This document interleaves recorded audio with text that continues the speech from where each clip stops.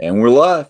Good evening, Whiskey Brothers, Whiskey Sisters, and welcome to the second episode of the Canadian Whisky Journey's non-whisky review. It's the second one we've done. I'm Dolph. I'll be your host tonight. I'm joined by Blair, Phillips, Davin, and Kergommeaux, co-authors to this book right here, The Definitive Guide to Canadian Distilleries, the portable expert to over 200 distilleries and the spirits they make. And you should buy the book. And we're continuing our Canadian Whisky Journey with a review of Dairy Distilleries Vodkow, a name that is truly apropos.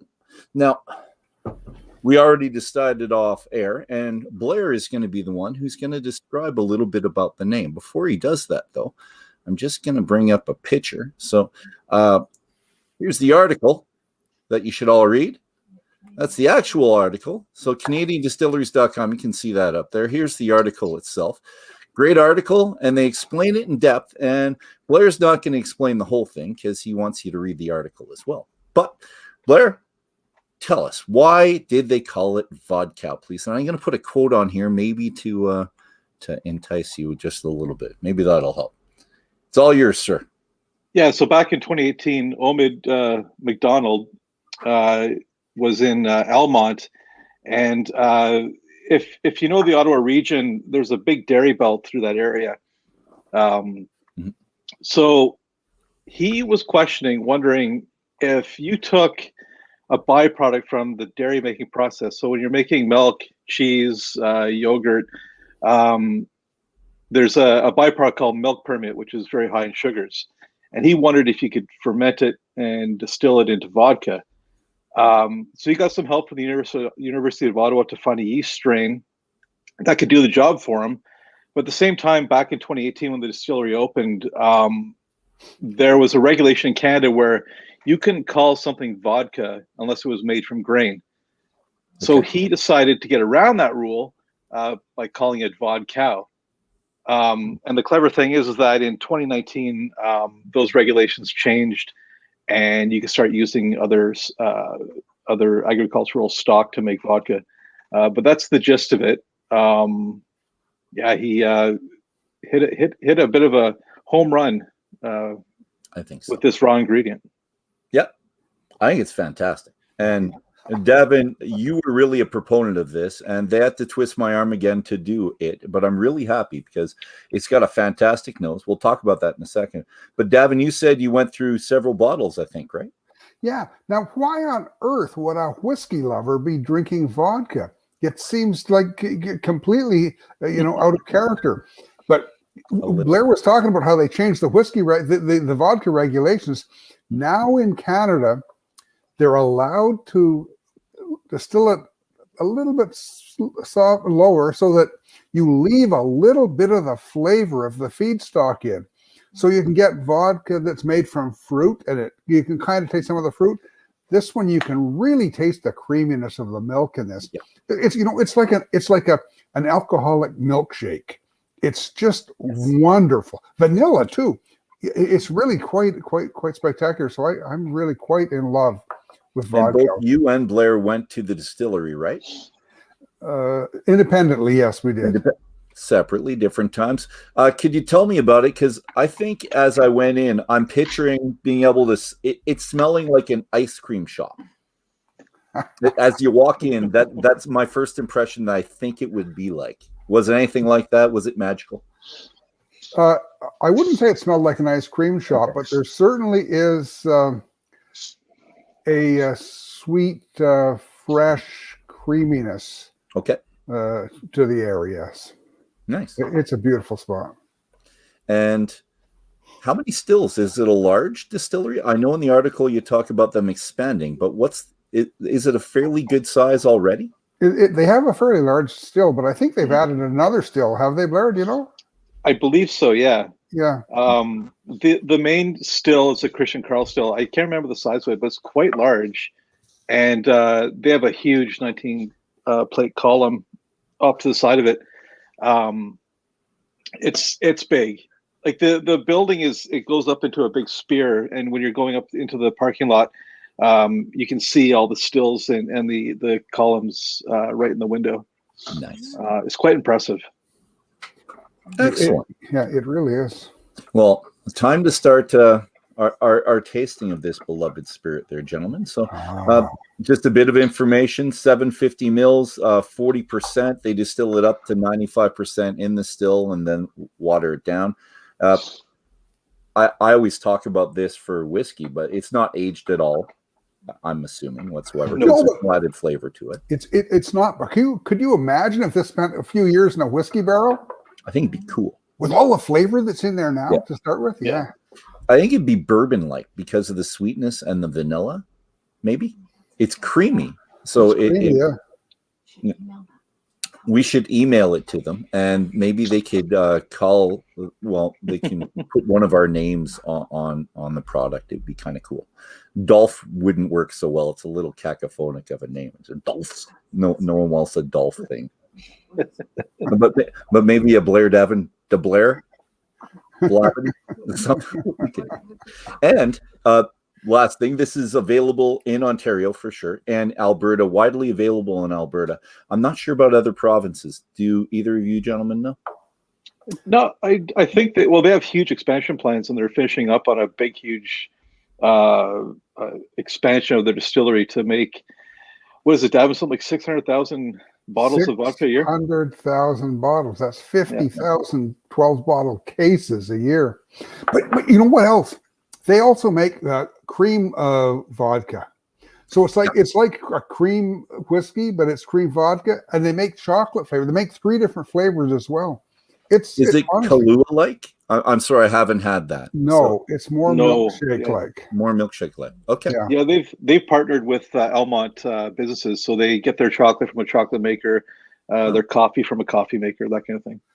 And and what's it called again? The permeate. They get, what was it? 100,000 liters per day, I think you said. No, what happens is about 25 minutes away, maybe 30 minutes away, there's one of the biggest dairy in Canada. Okay. And they create 100,000 liters of milk permeate a day. The dairy distillery can't bring in that much. They'd be swimming in the stuff, but I was going to say they're well supplied for sure. There's Johnny Crozier from Dairy Distillery. He's on our chat on the right here. Excellent. Hi, Johnny. Good day, and thank you for making this spirit, kind sir. I appreciate it a lot. And this coming from a whiskey drinker, and this is our second spirit and the second vodka that I've ever had that I didn't think I would ever have on air. So I'm really happy to be doing this. And let's just leave it at that. On the nose, it's soft. It really is soft. You don't get any harshness whatsoever that you do in a traditional vodka. And my wife said butter icing. I thought that was a bit too sweet, because I get the flavor without the sweetness, which makes me really happy because I'm not a sweet guy. It's not overly sweet, but you get the butteriness, and you do get the vanilla. Yeah. And can I take a 15-second timeout right now? Because Johnny's watching us. Johnny, tell Omid that I have a full-sized, once-used rye barrel. It was used to make rye by Crown Royal in my backyard. And if you guys want to fill that with spirit, you can have it. That'd be fun. Okay. Right now it's about 1/3 full of my dumped whiskey, but you can have it. If you can get it out there, you can have it and fill it with dairy. That's a fantastic idea. Okay, time's over. Time's up. Yeah. And my wife said butter icing. I said ice cream without the sweetness. So vanilla ice cream without the sweetness is where I went in my mind. And there is something in here that I like, that it's a varnish. It smells a bit varnishy. It's an enticing smell, though. Just like I like the smell of Pledge. This is not Pledge-like. But there's a bit of a varnish that reminds me of my childhood, like model making something. There's something there that I can't nail down, but something from my childhood I like a lot. Sniffed a lot of airplane glue when you were young, did you, Bill? Yes, I did. And it's a little bit apparent, isn't it? What do you gentlemen get? I told mine. It's up to you now. Okay. It's to me, it's the heavy cream. I really get those. It's an essence, right? It's not like you're sticking your nose in a jug of cream, but it's there. Yeah. Yeah, I get the cream. To me, honestly, it reminds me of a vanilla milkshake, but it's not so and it's alcoholic, but it's smooth. It's smooth enough to sip. Look at I'm sipping it from a whiskey glass because it's not like a vodka where you want to let the alcohol dissipate. You really want to concentrate the flavor of this because they really have hit on something here that is honestly people who think they don't like vodka, as I did. I used to think vodka was a waste of drinking time. Yep. People really need to try this because it's really quite enjoyable. Mm-hmm. Good on your coffee too. In your coffee too. In your coffee. I think the flavor is too subtle for a lot of cocktails. I think you have to be creative to actually find a cocktail to make this with. I think it would be perfect just straight, just with ice. Mm-hmm. I don't know if I would. I'm not a cocktail person. Blair might be able to figure this out a little bit better or a lot better than me. But some type of subtle cocktail, maybe with. Uh-oh. Well, there Dolph is gone. Okay, now, should we talk about hockey? No. Well, I found it was really interesting, Blair, that the town of Almont is also the home of basketball. And you and I had quite a little discussion about basketball because I'm not a super big basketball fan, but I do know what an alley-oop is in skating. That's when you turn left by going 3/4 of the way around a circle to the right, or vice versa. But this really has been quite a hit in the basketball town, just as basketball's a hit across North America. Anyone that's watched TV and saw those old heritage moments on CBC and CTV and stuff like that, you'll know that James Naismith, the inventor of basketball, grew up or partially grew up in Almont. So there's I remember. And with the basketball, they used the broom handle to knock the ball back out of the hoop when it came. Mm-hmm. That was a good one. I think we might be dating ourselves a bit. I might be 5-10 years old. I'm not sure. Maybe not. Maybe not. On the palate, I had a very distinct flavor, though, and I wonder what you gentlemen get before I say it, because I don't want to influence anyone.